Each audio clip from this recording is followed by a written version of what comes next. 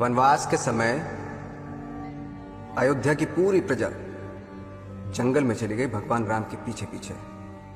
तो भगवान राम बड़े परेशान हो गए। उन्होंने कहा कि नमस्कार दोस्तों, हाल ही में 22 जनवरी 2024 को अयोध्या में श्री राम मंदिर में प्राण प्रतिष्ठा की गई। अब सवाल है कि प्राण प्रतिष्ठा है क्या? तो दोस्तों, प्राण का अर्थ है जीवन, प्रतिष्ठा का अर्थ है प्रतिस्थापना। इस प्रक्रिया में किसी मंदिर में एक मूर्ति को स्थापित किया जाता है और उसमें शास्त्र विधि द्वारा प्राण की प्रतिस्थापना की जाती है। लेकिन दोस्तों, अयोध्या में बने श्री राम मंदिर के बारे में आपने बहुत सारी चर्चाएं सुनी होंगी, वाद विवाद सुने होंगे, जो कि इस समय सोशल मीडिया पे काफी पॉपुलर भी हो चुकी हैं। हर जगह आपको राम मंदिर की खबर देखने को मिल ही जाएगी। दोस्तों, किसी ने इसका विरोध किया तो किसी ने इसको सपोर्ट किया, लेकिन अगर सही मायने में भगवान श्री राम जी के आदर्शों को जानना है तो आपको इस वीडियो को अंत तक देखना पड़ेगा। और अगर आप इस वीडियो को स्किप करना चाहते हैं तो आप बिल्कुल स्किप कर सकते हैं और अपना कीमती समय अर्धनग्न नाच गानों और मनोरंजन में लगा सकते हैं। दोस्तों, आज के इस दौर में सब राजनीतिक प्रलोभनों में भगवान का नाम ले रहे हैं, लेकिन अगर सही मायने में इनसे श्री राम जी के आदर्शों के बारे में पूछा जाए तो इन्हें कुछ भी पता नहीं है। दोस्तों, भाषाविद और इतिहासकार अक्सर बड़े बड़े राजाओं के नाम के आगे द ग्रेट यानी कि महान शब्द का प्रयोग करते थे। और दोस्तों, ऐसा इसलिए होता था कि यदि उस राजा ने बड़े बड़े प्रदेशों पर विजय प्राप्त किया हो तो उसके नाम के आगे द ग्रेट या महान शब्द का प्रयोग किया जाता था।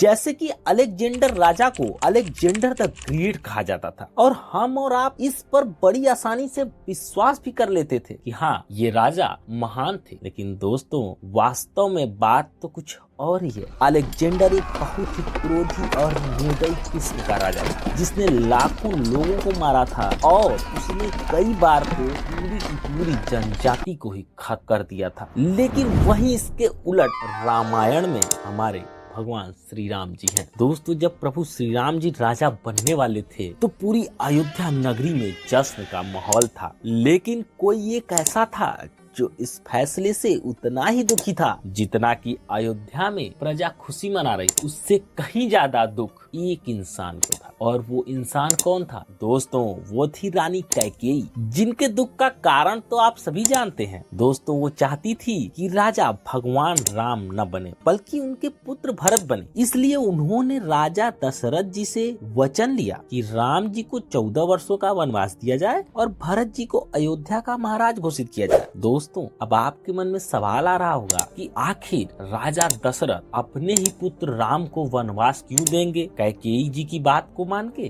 तो दोस्तों, इसके पीछे भी एक बहुत बड़ी वजह थी। राजा दशरथ ने कैकेयी जी को 2 वर दिए थे, जिसमें यह कहा गया था कि ये 2 वर आप हमसे कभी भी मांगेंगी, हम आपको अवश्य देंगे।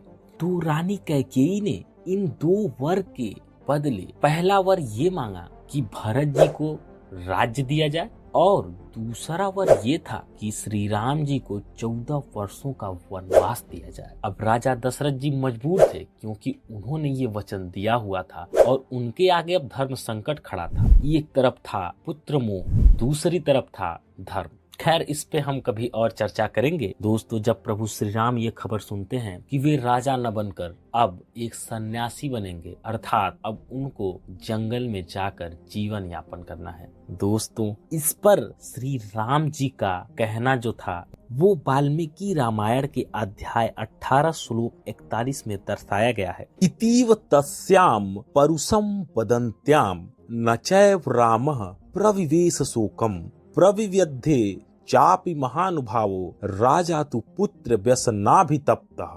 दोस्तों, जिसका अर्थ है कि कैकेयी के इस वचन से भी प्रभु श्री राम को कोई दुख नहीं है। अयोध्या कांड के सर्ग 19 श्लोक 2 में ये जिक्र किया गया है कि प्रभु श्री राम जी ने अपने पिता की आज्ञा का पालन किया तथा वन जाना स्वीकार किया। अब सोचिए कि अगर आपको राजा बनाया जा रहा हो और अचानक आपको पता चले कि अब आप राजा न बनकर जंगल में जाएंगे, आपका राज्य आपके भाई को दिया जाएगा। दोस्तों आज कुछ जमीन के टुकड़ों के लिए भाई भाई में खून खराबा हो जा रहा है, वहीं प्रभु श्री राम ने इतना बड़ा त्याग किया और अगर वो चाहते तो पिता के आज्ञा का पालन न करते। और दोस्तों अयोध्या की जनता उनके फेवर में थी, अगर वो चाहते तो उससे अपील करते कि हमारे साथ अन्याय हो रहा है, तो सारी जनता उनके साथ खड़ी रहती और वो राजा बन सकते थे। लेकिन यही तो है प्रभु श्री राम जी के आदर्श। आज के समाज में राजनीति और पैसा सब कुछ है, बाकी प्रजा का हाल आप स्वयं देखकर समझ सकते हैं। अतः दोस्तों अगर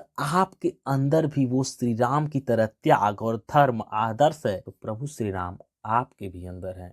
दोस्तों वीडियो में अंत तक बने रहने के लिए आपका बहुत बहुत धन्यवाद। और दोस्तों अगर आपने अभी तक हमारे चैनल को सब्सक्राइब नहीं किया है तो सब्सक्राइब करें और बेल आइकन को जरूर दबाएं।